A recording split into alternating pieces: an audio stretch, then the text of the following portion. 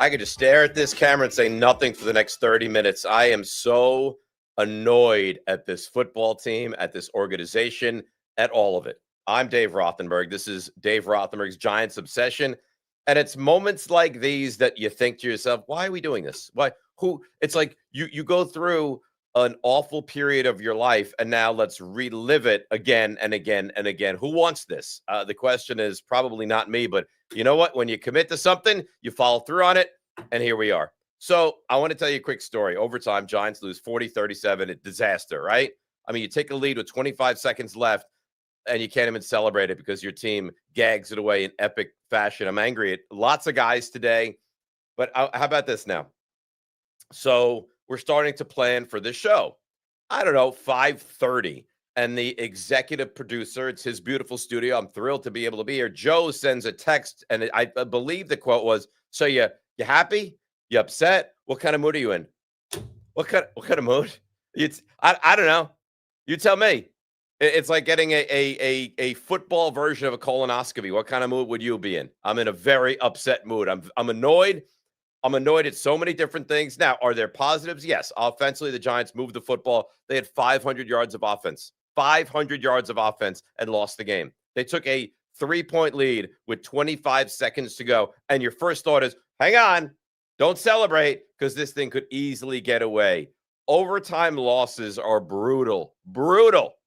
But when you're the team that is forced into overtime, and then you have numerous chances to win the game at overtime, and you're in a 2nd and 2 thinking all I need is a field goal, and Russell Wilson goes to throw the ball and throws it backwards, and it goes out of bounds, and that's a lateral. It's unbelievable that this team continues to shoot themselves in the foot over and over and over. Last week, I thought the defense played fairly well, but the offense scored 6 points. Today, 37 points. 500 yards.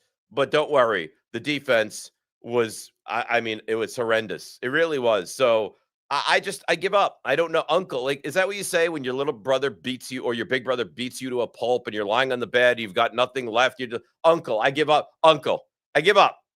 I give up. Because I watched today and I thought to myself, boy, they actually look functional and capable and they look like a football team, except they keep making the same mistakes week after week after week, right? That's what you see. Every week the Giants do this. They offensive holdings, big returns if there's penalties. I mean, I don't know what was going on with James Hudson, the third, mind you. I'm Brian Dable. You're gone. You're gone. This was the big acquisition this offseason. I mean, I sat there at training camp and talked with Joe Shane, and he said the offensive line, it's really improved. And the depth of it has improved. The guy's throwing punches as he's trying to – I never seen anything like it before. Then he's jumping off sides. Then they take him out of the game. He's on the sideline, and he wants to fight everyone on his own team. 4 penalties.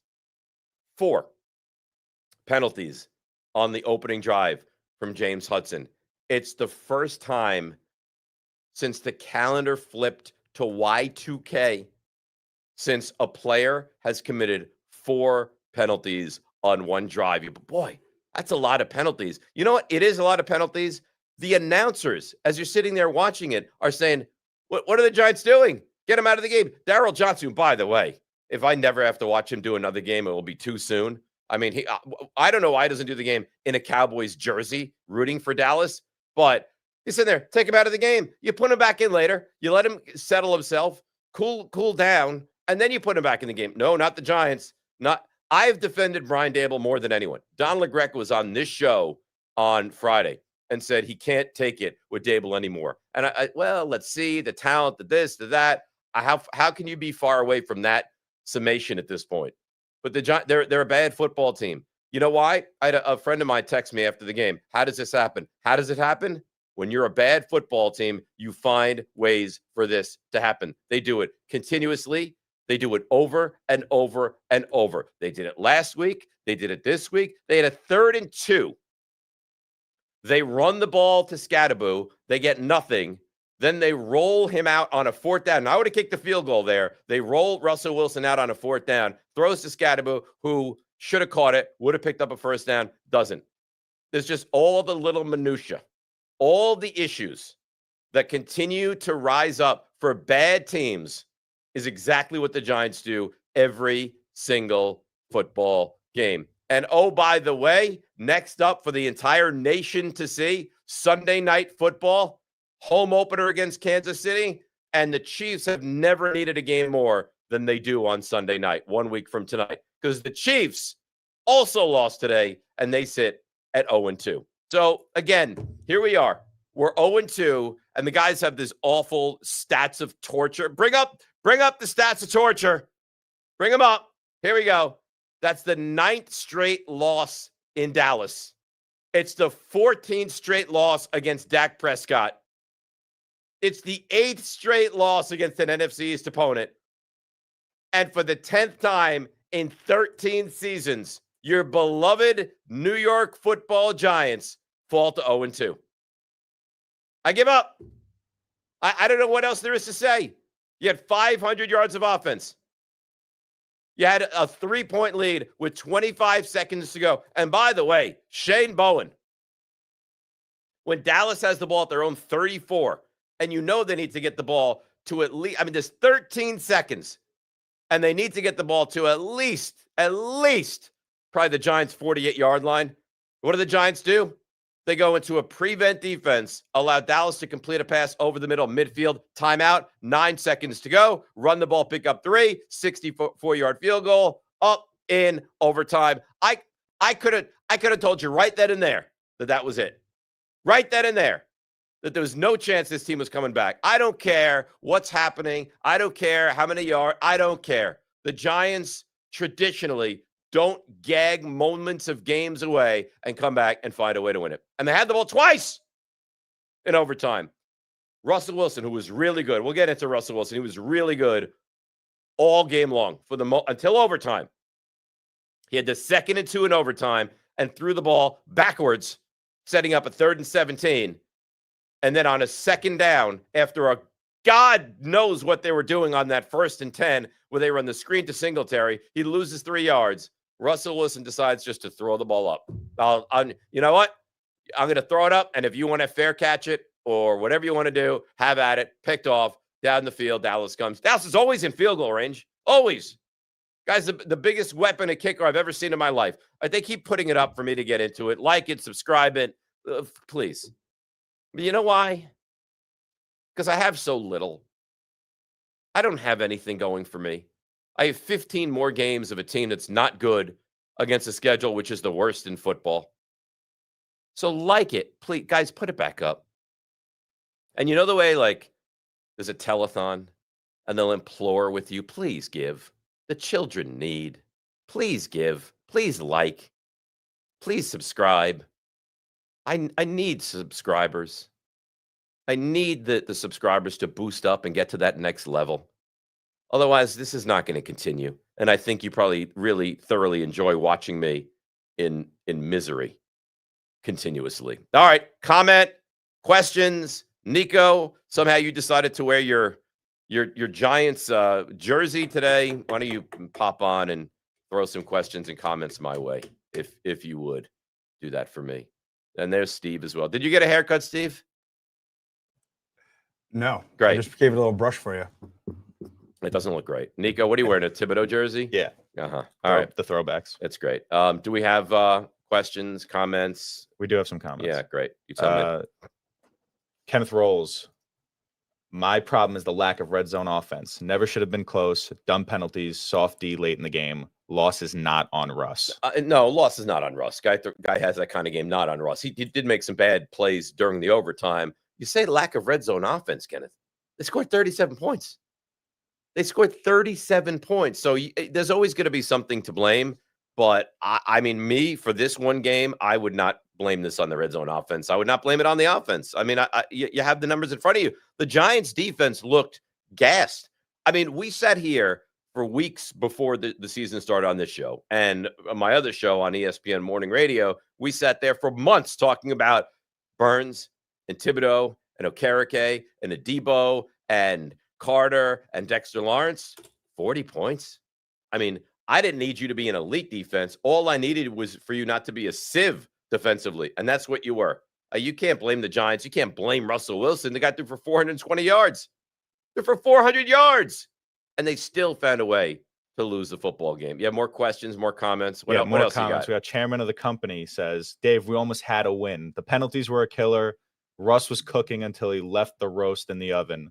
And why did they play so soft on defense? I don't know. Overtime. You know, by the way, could you turn the heat up in here by chance so I can start drenching in sweat by the end of this 30-minute live show that we do?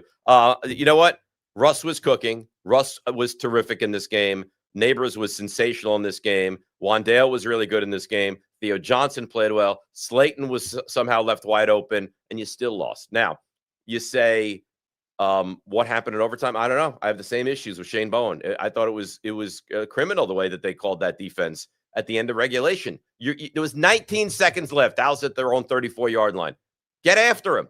What's the worst? The worst thing that happens is they break a play and get into really, really good field goal range. But the guy's in field goal range anyway. You never seen anything like it. When they get to midfield, you have a real chance for this guy to kick field goals. And it's funny, that field goal, like, if this is the uprights, it went left, then it went right. I was like, it's going to go wide right. Then it stopped, and it went back in. It was like it was a device. It was a magnetic device that was pulling it home in between the uprights. But just terrible. We got more comments and questions? I have a comment from myself. I have a question for you. Yeah. How do you feel about that late in the game roughing the passer call? It's awful.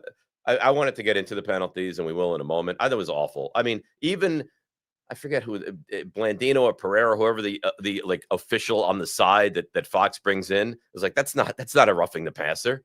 No, I think the Giants got called for 5 roughing the passers in this game today. 5. Come on.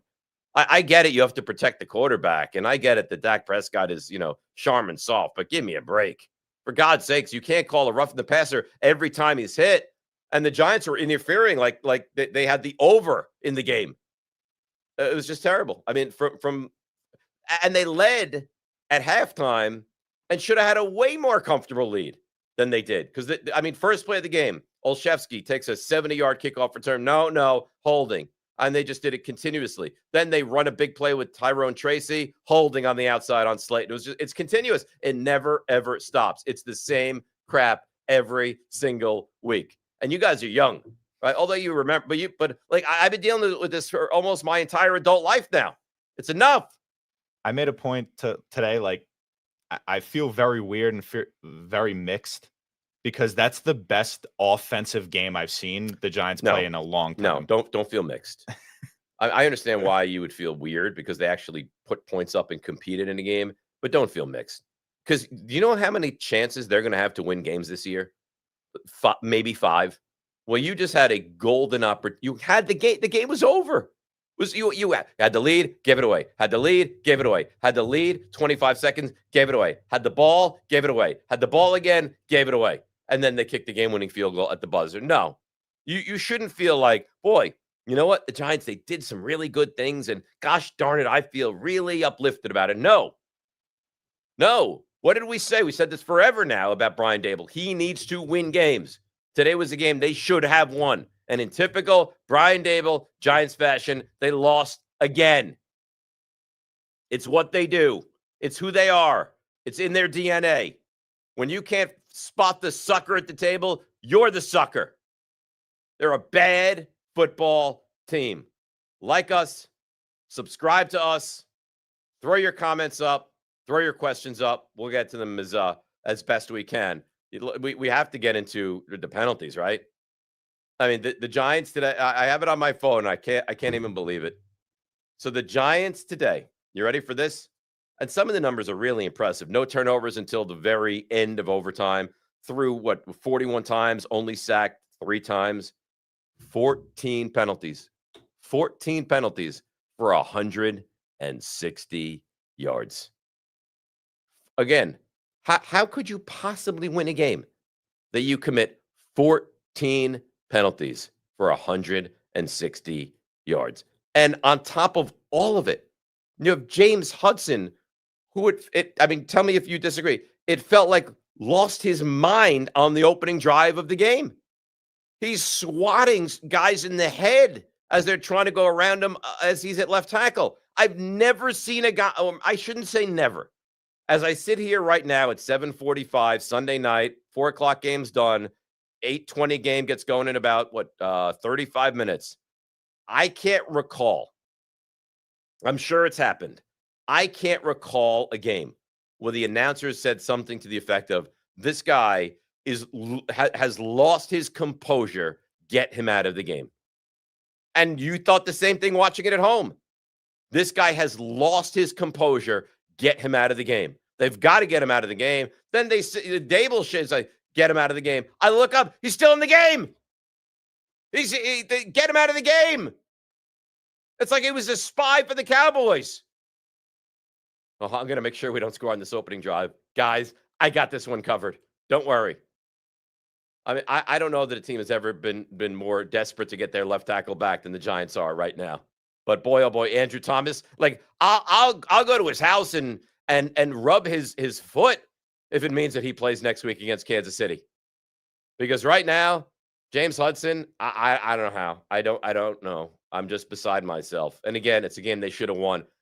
I think I don't even know if I'm more upset with this or I was more upset last week. I don't even know. Last week was so disgusting and disgraceful, and this week was also so disgusting and disgraceful. All right, I want to look at a couple of bright spots because that's the thing, is that you lose it with the gagging of this game, but there were some legitimate bright spots in this game. All right, so Russell Wilson was 30 of 41 for 450 yards, 3 touchdowns, and 1 interception. Now, we know the interception was just I don't know what that was. Now, he was sacked 3 times, had a QBR of 123. That's a big-time performance. The running game was almost non-existent, but Scadaboo came in, and now they brought Dart in, and I don't know. I don't know whether I like it or not. I mean, it was successful a couple times, right? They did the read option with him. He handed it to Scadaboo, took it down to the 1, then they powered it in with him. So he ran 11 for 45, which is, 4 yards a carry? So he was okay. Like, Scadaboo did some nice things. Tracy was non-existent. Tracy had 5 carries for 15 yards, right? Singletary had 1 carry for 4 yards, but Wilson was really terrific in this game. And Malik Neighbors, but we've said this the entire time. Malik Neighbors is an absolute star in a league that is littered with great receivers, right? You got Jamar Chase, and you can go CeeDee Lamb. I mean, there's so many terrific, elite Justin Jefferson receivers. This guy's might be as good as any of them. I mean, the touchdown catch deep down the left side was a gorgeous catch. He's a great player. They targeted him 13 times. He had 9 catches for $167 and 2 touchdowns. And you know what? Wan'Dale Robinson, who we give a really tough time to, saying that they don't really have a number 2. He was the number 2 today. He was the 1B today. He was 8 for $142 and a touchdown. They combined for 17 catches and 299 yards. And they still lost.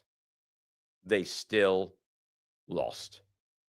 Questions, comments, I'm here for you for about another 12 minutes. So if you want to get involved, now would be the time you get involved. Haywood Wong, Dave, has Scadaboo established himself to be running back 1? No. Scadaboo has established himself to be a guy that's going to get touches. Okay? I don't know if it means that he's going to get 15 a game, or there's going to be games that he gets 8 and Tracy gets 15. But today was his day, right? He had the big run that brought it down to the 1. He plunged in from the 1 following, and he ran the ball well. I think that he clearly was more a piece of the game plan heading into today as opposed to what he was in week 1. But do I sit here and tell you that he is now definitively running back 1?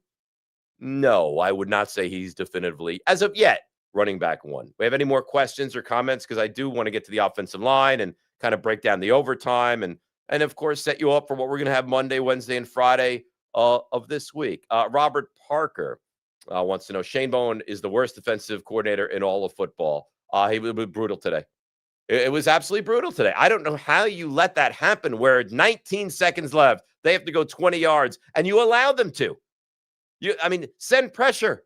Get after him. You know that if he has time, Dak is going to pick you apart. And for some reason, And I don't know why this defensive front, which is supposed to be so good and so capable of getting to the quarterback, just they couldn't get to the quarterback continuously today. There were moments, right? Burns, got around the edge a couple times, and Thibodeau, I thought, played well. Carter was somewhat quiet. And there was a big play where Javonte Williams was like a 3rd and 30. Then Javonte Williams, they did an inside draw. It might have been 2nd and 30 after the offensive pass interference in overtime. They did an inside draw, and Carter just, I don't know, it felt like it was lazy-ish of him, and maybe he was exhausted. I don't have all the answers for you right now, but I'm very unimpressed with Dable. I'm highly unimpressed with Shane Bowen, and it's another one of these years. So if you didn't know, strap in, because you're in for another one of these 4-win, 3-win. Maybe things will somehow get better and they'll win 5. But so now it's the Chiefs, the Chargers, and then you go to the Saints. And we can't have the conversation all week. Are you going to make the change at quarterback, right? Guy just threw for 450 yards, had a QBR of 123. We can't sit here and have the conversation of, are you going to now make the move? How could you make the move? It would make no sense. It actually felt strange to me today. To be completely frank with you, it felt strange to me today. Now, it worked out for the most part that the Giants were bringing Dart in to run this RPO when the offense was so good and so functional. I was confused by that. And I remember that Joe Davis said something about it as well. I believe the quote was, "This feels really forced." So Ronnie Vasquez says, "Did you like how they put Dart in?" I really didn't. He says he did. I didn't, because again, I think Joe Davis was right. It felt forced. Like you have 500 yards of offense. You're moving the ball up and down the field. Why in 2nd and 2s would you decide, okay, now Dart, you go ahead in? And again, it worked, but I felt it was highly unnecessary, I guess would be the terminology that I would use. It felt like it wasn't something that had to be done. The O-line this week, you can't cry. I mean, Hudson, I don't even know what to say. Here's what I'm going to do. I'm going to take a swig of water, a sip of water. And that felt nice because I'm so annoyed at him. 4 penalties in 1 drive. We talk about this all the time. These moments are big. And it's how you handle yourself when like the chips are down. The guy had 4 penalties in 1 drive. And for those of you that are saying to yourself, well, is that like, I don't know, is that crazy? It's the first time in 25 years a guy has had 4 penalties in 1 drive, because any normal OC or head coach would say, the guy has no idea what the snap count is. The guy has no idea that when you're literally throwing punches at defensive ends that are trying to run by you to the edge, that you think to yourself, yeah, let me throw a punch into his head, and then let me have another false start, and then I won't know what the snap count is. Like, and then you leave him in the game. But I mean, for the rest of the offensive line, I thought they played well. Now, Dallas, herein lies the problem. Dallas's defense stinks. You saw that Diggs is a shell of what he normally is. Dallas's defense unequivocally stinks. So I don't know if the Giants offense is going to be like, hey, what we saw in week 1 is what we're going to see, or hey, what we saw today is what we're going to see, and it'll probably be somewhere in the middle. But as I'm watching the game, you know what just kept jumping through my head? It's always so difficult. Giants football is always so difficult. The opening drive, you got down to the 1, and then you have the unsportsmanlike conduct back to the 17. That results in a field goal. You're up by 3 points with 25 seconds to go. Don't worry, Dallas. You'll get yourself in field goal range. Hammer this field goal, knock it through. From how far? From 64? 64-yard field goal. I will be dead and buried for decades before the Giants are in a situation where they're down 3, time expiring, and a 64-yard field goal is made for the Giants to send a game into overtime. Again, Mondays, Wednesdays, Fridays, 1 o'clock. We'll be on live with you tomorrow, 1 o'clock as well. We'll have guests all week long. And then what we're going to do next Sunday, because the Giants have the good fortune of letting the entire country watch them play, is next Sunday night. We're going to come on live for half an hour after the game. So game ends 11:30, 11:45 till 12:15. We'll be live with you on Dave Rothenberg's Giants Obsession. 37-37, we go to overtime. You get a stop. You get the ball. Neighbors, first down. Run the ball, first down. Neighbors, 8 yards. 2nd and 2. And all of a sudden, Russell Wilson drops back, throws the ball behind him. You lose 15. Now it's 3rd and 17. All right, well, not going to get it. They don't. Punt it away. Fine. Stop Dallas. Comes back to the Giants. Get the football again. The play call was egregious. A screen to Singletary. He gets tackled in the backfield. Now it's a 2nd and 13. And rather than think to yourself, hey, you know what? Let's pick up 6. Let's pick up 5. Maybe we have a 4th and 2. We're aggressive. We go for it. Pick up a first down. Get down into field goal range. No. 2nd and 13. What do? Dear God. Dear God, we don't know what to do. Let's throw a Hail Mary. And now disaster happens. Ball gets picked off, middle of the field. And at that moment, I should have literally gone on live betting on a site and bet every penny I had the Giants were going to lose that game. Because you knew it. You knew it, and I knew it, and the whole free world knew that they were not winning that game, as only the Giants can continue to do over and over and over. This is what it is. This is what Giants fandom is. As I'm sitting there watching the game with my 15-year-old today, he goes, Dad, I don't remember what winning football is. I've never known that. It's been years since the Giants have been functional. We couldn't wait to run Tom Coughlin out of town. Couldn't wait. And now we get this. Tom Coughlin would have had Hudson out of the game, on the bench, on a flight, back to New York. But not this regime. I defended Shane. I defended Dable. I thought give them a chance with Jackson Dart. It's going to be another one of these seasons. And it's hard to convince me otherwise. So John Mara said, this season better lead to wins. You feel like that right now? You tell me. You feel like this team's going to win more than the over-under was 5.5? You feel like they're going to win 6 games? Find 6 games for me on their schedule. Next Sunday night, national television, home opener, Chiefs come to town. That a win? I don't think so. Chargers then come to town. That a win? At the Saints. You say, all right, that's a win. Is it really? It might be. You're confident? Saints play pretty good football. Now, they're 0-2, and they're not great by any stretch, but at least they play hard. And I guarantee you, the Saints leading up to that week will look at things and circle it and put it in their locker room and say, guys, we can win this game. They had the Cardinals in trouble. They had the Niners in trouble.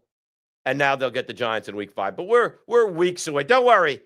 There's a lot more great Giants football before we get to that. So that's what we have on the docket this week. A show tomorrow, 1 o'clock. You'll have your time to digest this and really kind of like let it soak in and maybe calm down. At least maybe I will a little bit. But you can't put your head on the pillow tonight and feel good about it. You can't, because this is what Giants football is. It's like, you know what? We're oh so close. We're right there. We're on the precipice. And then because we are the New York Football Giants, it's going to run away. And you're not going to win, because they never do. Because they never do, unless you could potentially get the number 1 pick and you're 0-8 at home. And there's an edict from the ownership that you can't go winless at home. So then you go out there and Drew Lock plays the game of his life and you beat Indianapolis and you win that game. And now you wind up with the number 3 pick. But this, guys, settle in, because this is not going to change this season. This, again, unfortunately, is probably a 3 or 4 win football team. So we'll be doing a lot of post games like this. But the reason today sucks so bad is because it was right in front of you, the win. All right. Like us, guys, put it up. Like us, subscribe to us. We want you guys involved.